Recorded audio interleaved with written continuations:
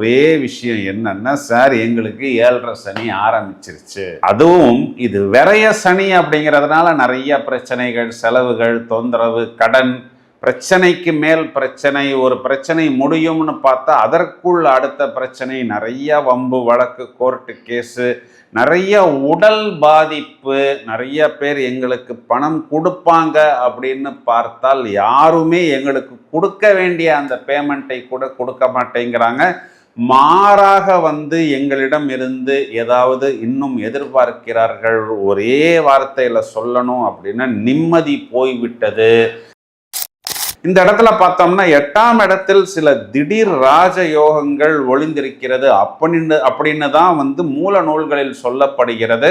இந்த இடத்துல பார்த்தோம்னா 12ஆம் அதிபதி 8ஆம் அதிபதியை 4ஆம் வீட்டிலிருந்து பார்க்கிறார்.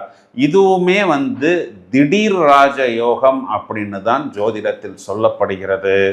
நிறைய நிலைகள்ல மேஷராசிக்காரர்கள் இந்த ஹம்ச யோகத்தினால் அபிவிருத்தி பெறுவார்கள். முதல் தரமான ராஜயோகத்தை பெறக்கூடிய ராசிகளில் மேஷ ராசியும் வருகிறது.